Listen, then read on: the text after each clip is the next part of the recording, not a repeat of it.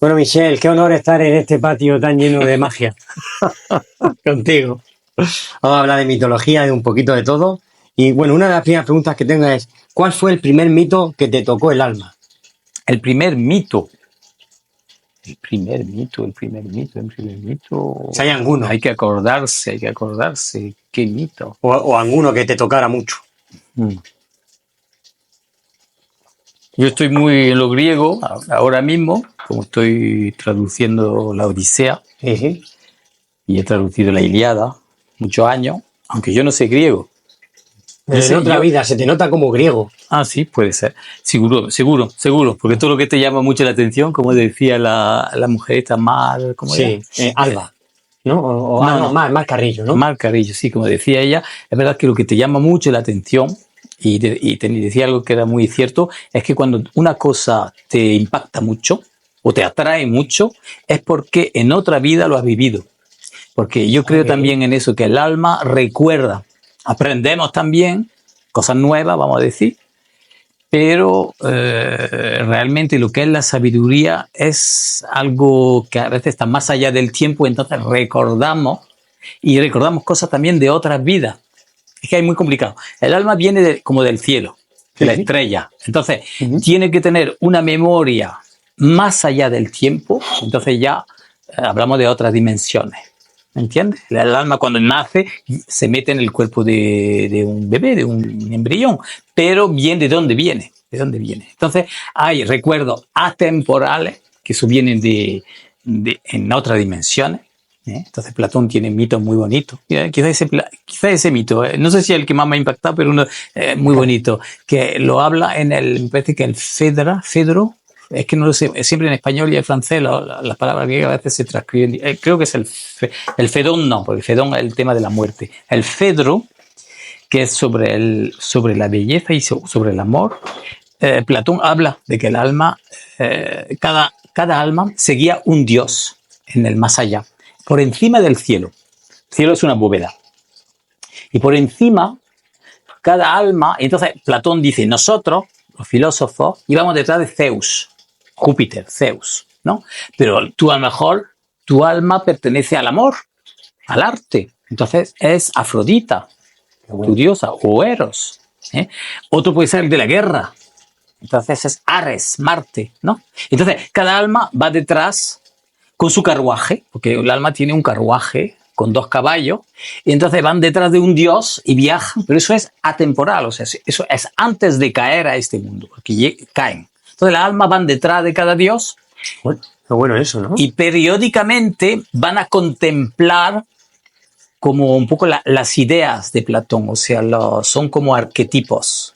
Entonces hacen un recorrido, su dios los lleva en el cielo, por encima del cielo, de la bóveda estrellada, y van a contemplar lo que es la justicia en sí misma, la belleza en sí misma, lo que es el amor en sí mismo, lo contemplan, ¿no? Pero llega un momento que, como el alma tiene un carruaje con 2 caballos, pues el caballo, creo que era el de la derecha, es un caballo muy, muy bello, muy perfecto. Pero el del izquierdo es más vasto, es como más, le cuesta más obedecer. Y llega un momento que pierden el control. O sea, los que estamos aquí es porque un momento hemos perdido el control. Ah, qué bueno. Sí. Entonces, lo hemos perdido, Lo hemos perdido y vamos detrás de nuestro Dios. Nuestro Dios nos estaba como enseñando lo que hay más allá, que son las realidades más allá del cielo, o sea, en una dimensión muy elevada.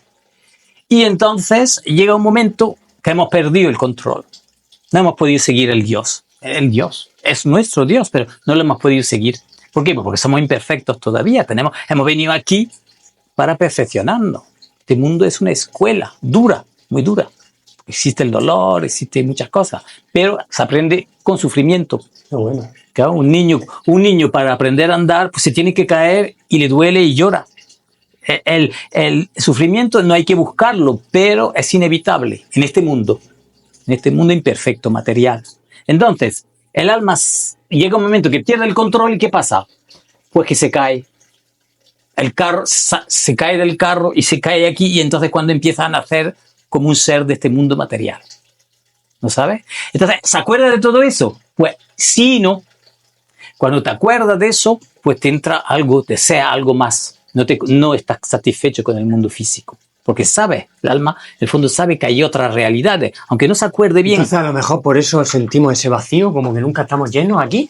Claro, No, no, como porque que- este mundo no puede satisfacer el cuerpo sí, porque tienes placeres, ¿entiendes? Sí, sí. Tiene el placer sexual, tiene el placer de la Sí, comida. el carnal, ¿no? El Sí, placer. luego también está el cariño de los demás, pero eso también es físico, es de este mundo.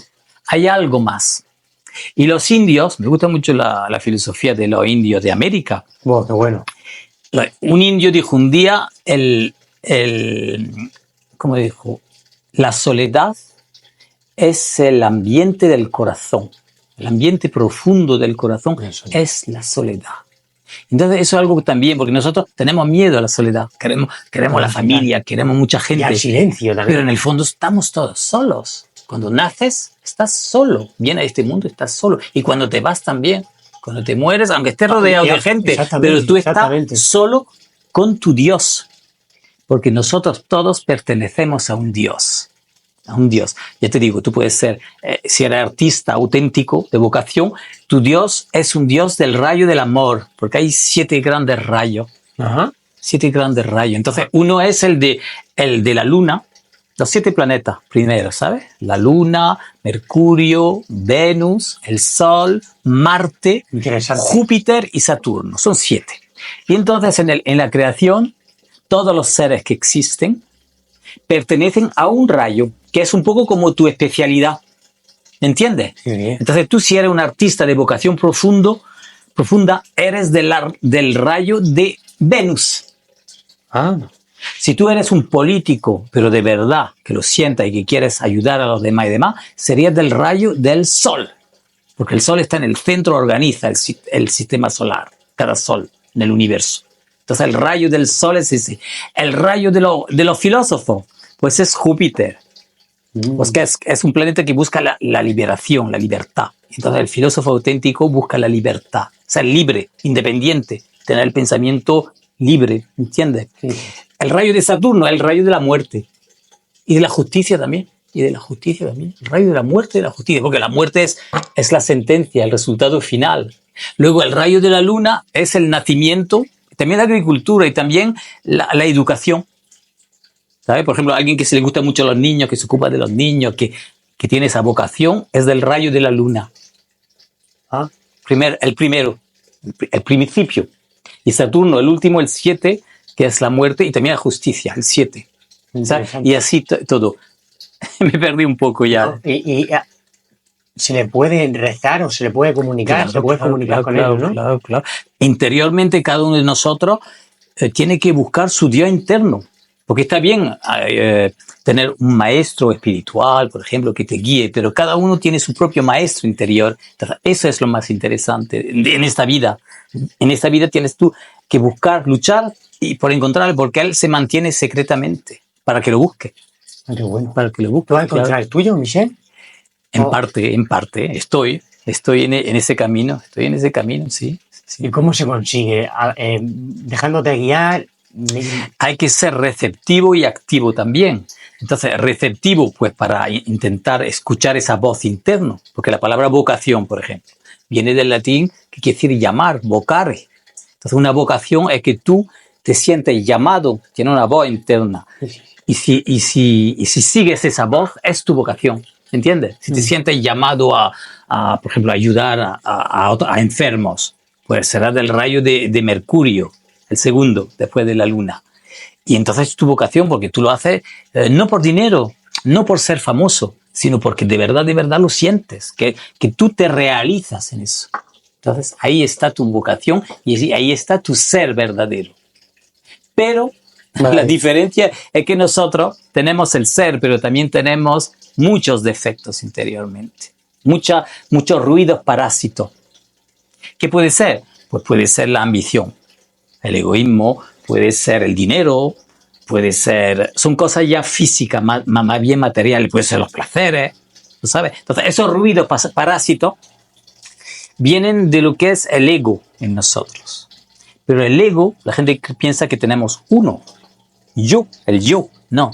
El problema del ego es que tiene muchos aspectos diferentes y cada uno de esos aspectos es una entidad Qué bueno. que ha robado una parte de la conciencia que nos falta. No lo había escuchado nunca eso.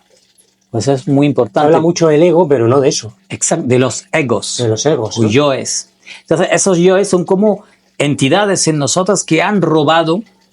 Por eso cayó, el alma cayó. Pues porque no se dominó y entonces creó diferentes yoes. Entonces está el yo del robo, es un yo también. ¿Quién no hace un momento dado estás con algo y una vocecita, pues cógetelo? Ese es el yo del robo que te está diciendo. Voz parásita. Parásito. Sí, dos parásitos. Entonces, el robo, la ambición, el orgullo, el sentirse, ¿sabes lo que digo? Yo soy muy fuerte, cuando te sientes invencible, es el orgullo. No es la condición nuestra, ¿no? No, es que es diferente. Digamos que el que vence en nosotros es Dios, es el ser, pero tienes tú que vencerte a ti mismo. ¿Cómo? Tienes que llegar a observarte interiormente todas esas voces parásitos y eliminar. Y ahí hay un trabajo de muerte, de autodestrucción, que es lo que no nos gusta. El ser humano no quiere morir. Nosotros queremos vivir siempre, pero nosotros tiene que morir algo para que lo que es eterno en nosotros, que es ese Dios, se manifieste y nos rescate. Entonces ahí está lo de Jesús, la muerte. No es que Jesús nos ha salvado ya, porque Él ha muerto hace 2000 años. Eso es un concepto religioso, pero no. La realidad es que Él nos dijo, cada uno de nosotros tenemos que morir. Es diferente, nos dio una enseñanza. ¿Y cómo? Pues porque hay que eliminar todos esos yoes que tenemos dentro, esa podredumbre. Somos sepulcros. Lo leí yo hace poco, eso de Jesucristo. Que no es que muriera y que renaciera, no, es que murió su ser interno, ¿no?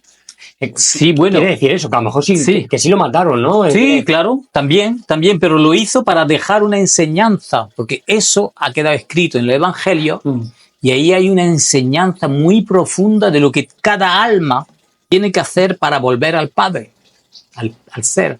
¿Has leído tú la Biblia, Michel? Sí, muchas veces. Sí. Es una de mis lecturas favoritas. Dice mucho, la Biblia. Muchas cosas, sí. Entonces está el Antiguo Testamento y el Nuevo Testamento, que sobre todo son los 4 evangelios, pero hay otros evangelios, por ejemplo, gnósticos, que se han encontrado y son muy interesantes también. Es que hubo un momento dado que la iglesia dijo, bueno, solamente hay 4, ¡pum! Todo lo demás fuera. Pero no. Son también auténticos, porque todo lo que hizo Jesús, Él no escribió nada, pero todo lo que hizo ha quedado, sus discípulos, los que le rodean, lo escribieron. Y entonces en su vida y también después de su muerte, para que no se olvidara, escribieron su vida. Y entonces ahí está mucha enseñanza, lo que Él dio, la enseñanza que Él dio, pero Él no ha escrito nada, pero puedes comunicarte con Él, porque la oración, tú me decías, con la oración es la forma más directa de conectarse con tu ser interno o con cualquier maestro de verdad esotérico. Y el maestro más elevado es Jesús sobre la tierra.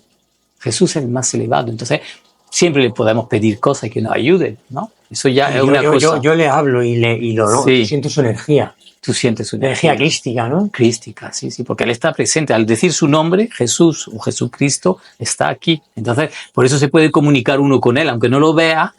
Y entonces yo también me comunico con Él y con otros, pero tu ser interno es lo más importante, desarrollar esa relación con tu Dios interno, buscarlo dentro de ti, porque si tú buscas al exterior, la gente reza a la estatua en la iglesia, pero eso es como muy primitivo.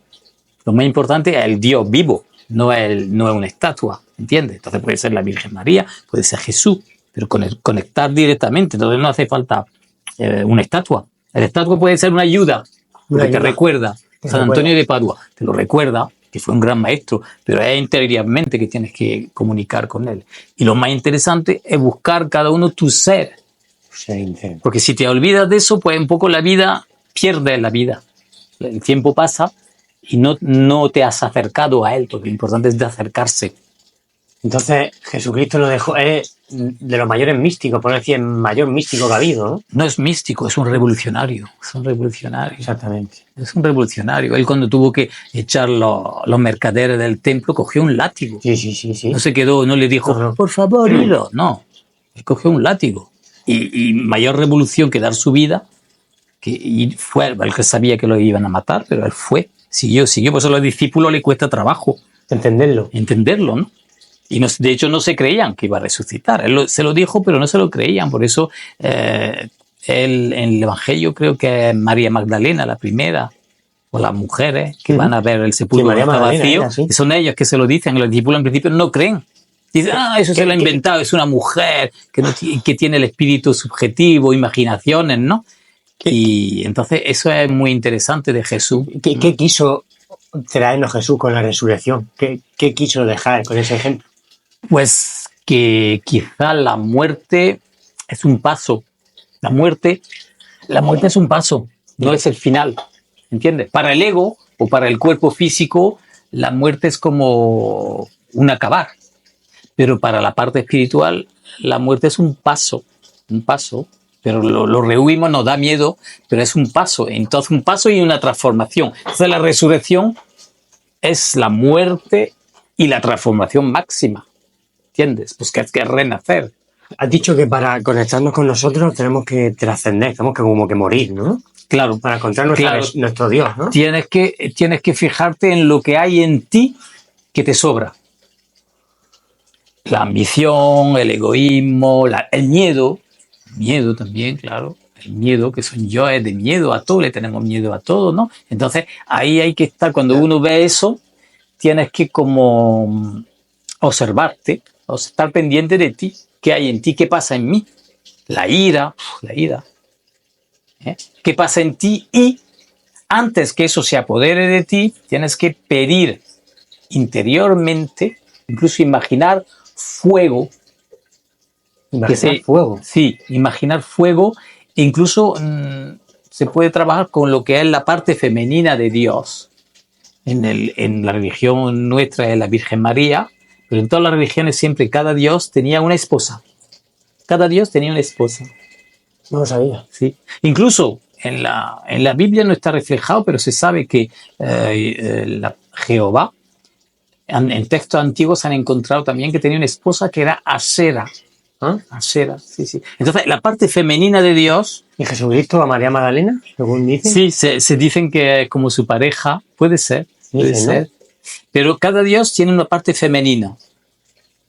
Es interesante eso, porque eso lo he estudiado. Por ejemplo, en el cristianismo está la Trinidad, Padre, Hijo y Espíritu Santo. Y la Virgen María está conectada con los tres. Se la define como hija del Padre, madre del Hijo, madre de Jesús, y esposa del Espíritu Santo.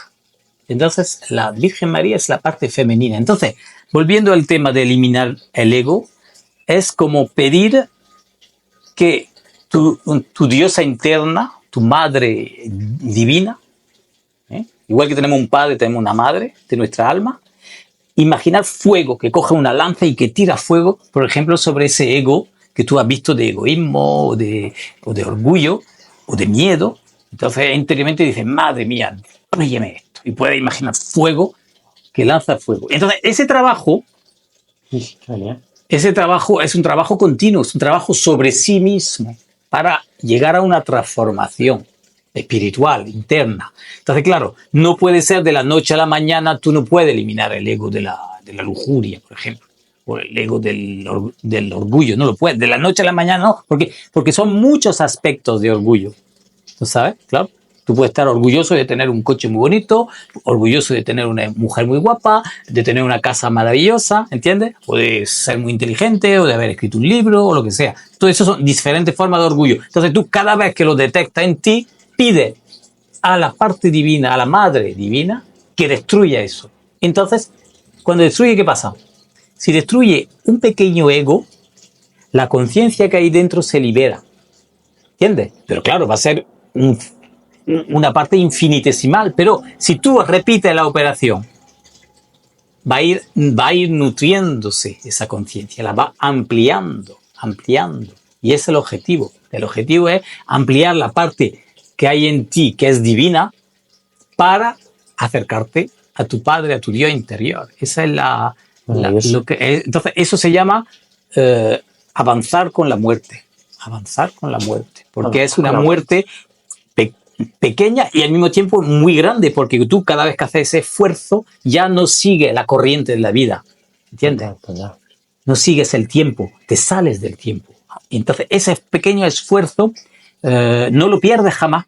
En otra vida lo encontrarás. Todo lo que te has esforzado en esa línea hacia el Padre, no te has dejado llevar por la ira, no te has llevado por el orgullo, etcétera. Cada esfuerzo que haces es como buscar a lo espiritual. Entonces, eso es un esfuerzo que está más allá del tiempo. Más allá del tiempo. Eso es lo interesante. Entonces, si tú sigues así, pues te está acercando a tu Padre. Y más allá del tiempo, ¿por qué?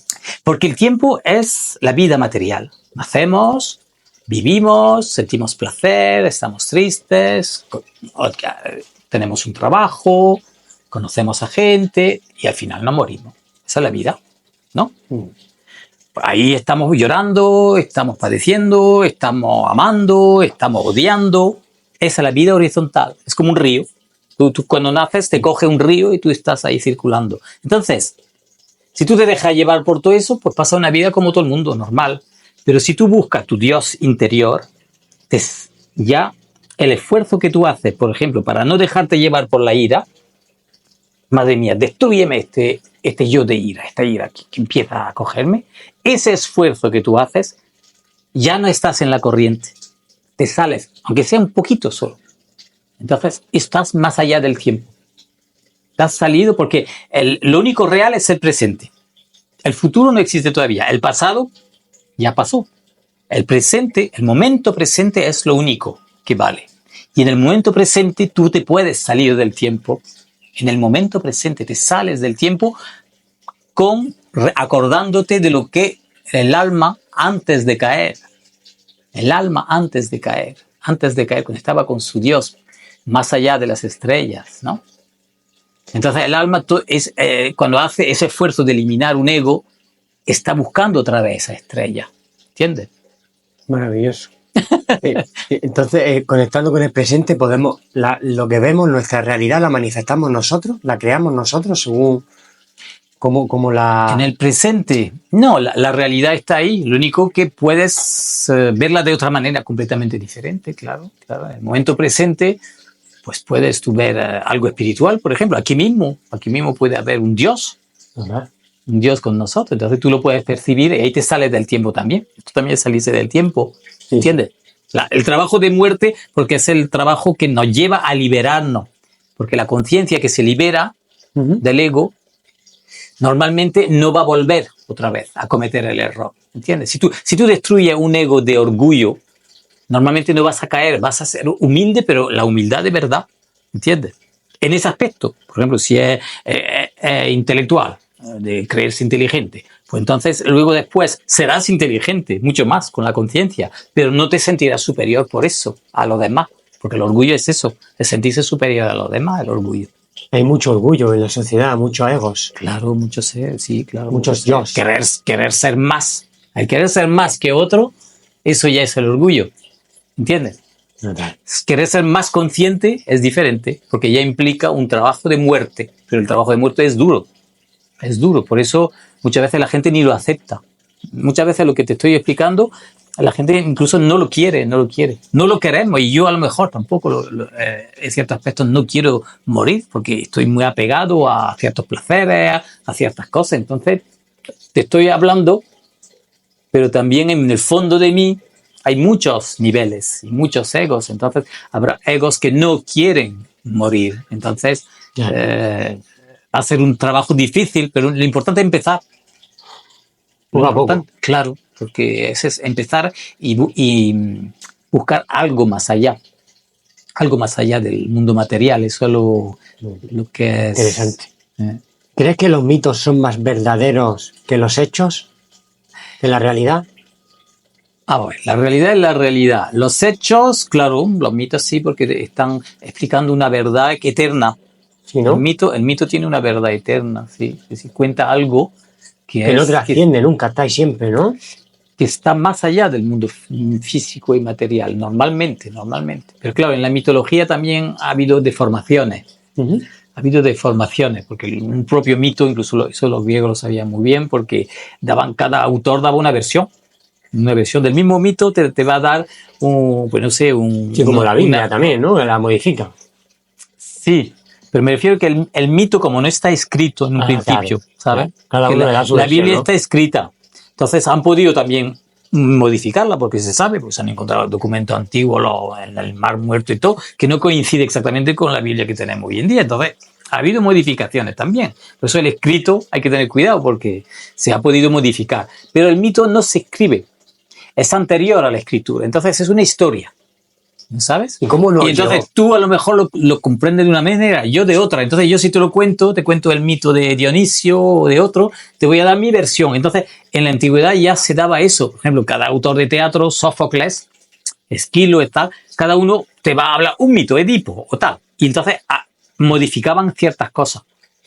¿Y cómo Pero hay una cosa que no se modifica y entonces esa es la esencia de ese mito, donde ahí se transmite algo que es eterno, vamos a decir. ¿Y cómo no ha llegado a nosotros el mito, Michel, si dices que no está escrito? ¿Cómo sabemos? ¿De boca a boca? Porque ha habido un momento que lo han escrito.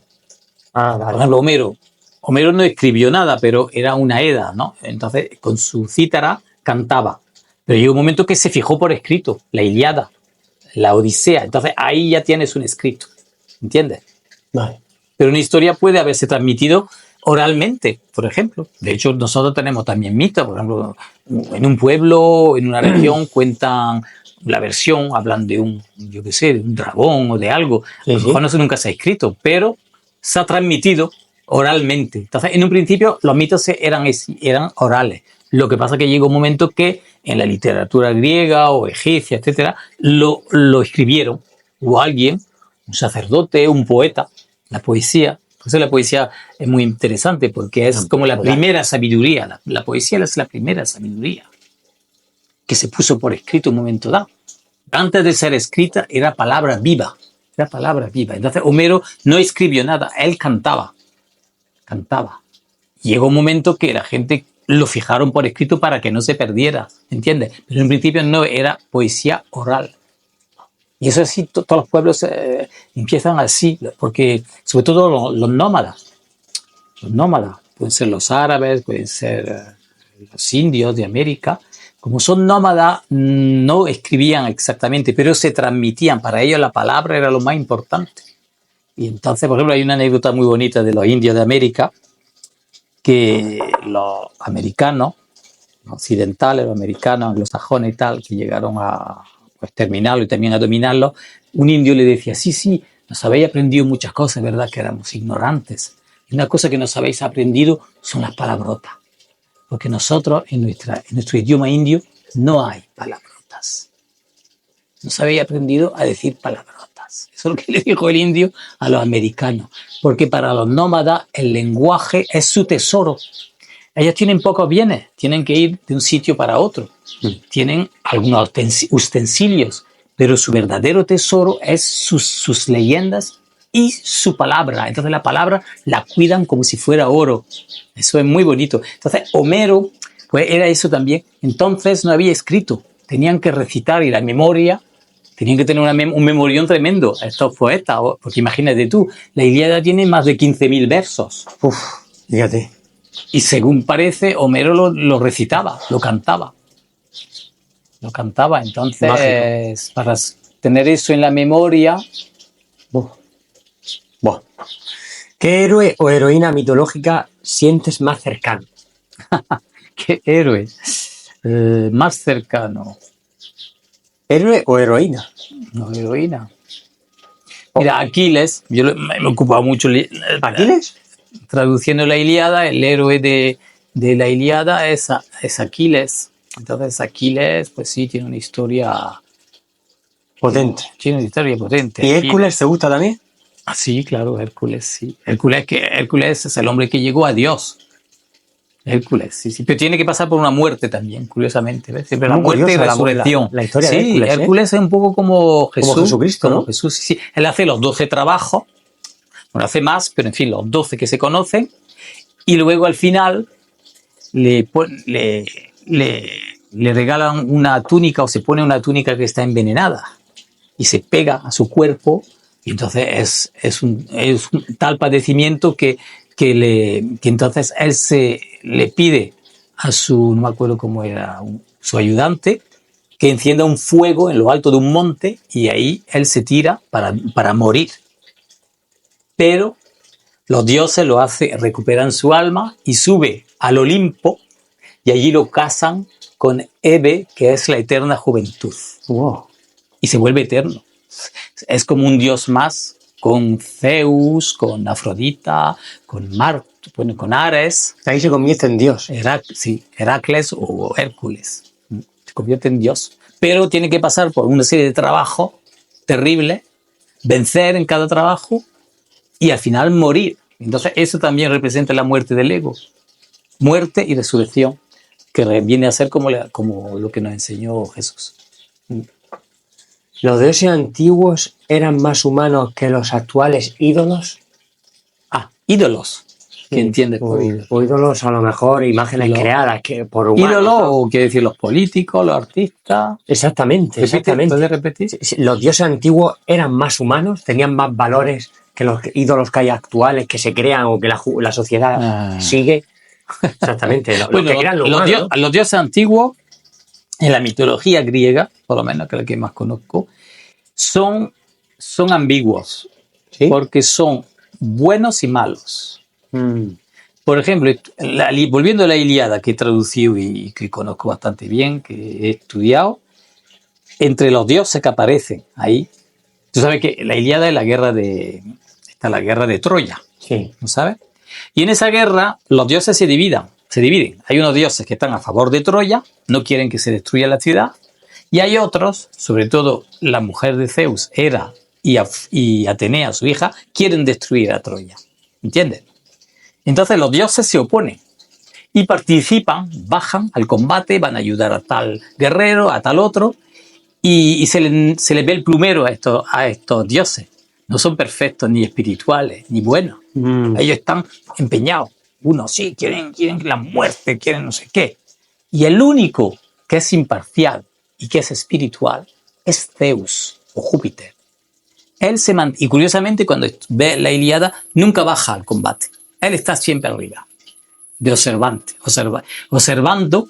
Y entonces él a veces va a favorecer a los troyanos, otras veces va a favorecer a los griegos que quieren coger Troya, pero él se mantiene siempre. Y en algunos momentos cruciales, por ejemplo, pues hay un duelo entre Aquiles y Héctor. Entonces Héctor pues es muy piadoso, ha hecho muchos sacrificios para los dioses y Zeus no quiere que muere, pero Atenea y Hera quieren la muerte de Héctor, que es el príncipe de los troyanos. Entonces, ¿qué pasa? Pues que le dicen, a lo mejor Zeus dice, no, yo no quiero que muera. Y le dicen, ¿cómo? Si es un mortal, tiene que morir también y Troya tiene que ser destruida. Entonces, ¿qué pasa? Zeus, cuando lo atosigan así, coge la balanza, levanta los platillos y va a poner una quera o una especie de, como si fuera el alma de Héctor en un platillo, el alma de Aquiles en el otro platillo, y la que decide no va a ser ni los dioses, ni Zeus siquiera, sino la balanza, que es la justicia, pero una justicia cósmica. Y si se inclina la balanza, en este caso se va a inclinar, pues creo que es Héctor va a morir, baja. La balanza ha dicho que tiene que morir, muere. Y Zeus aplica lo de la balanza. Entonces Héctor muere.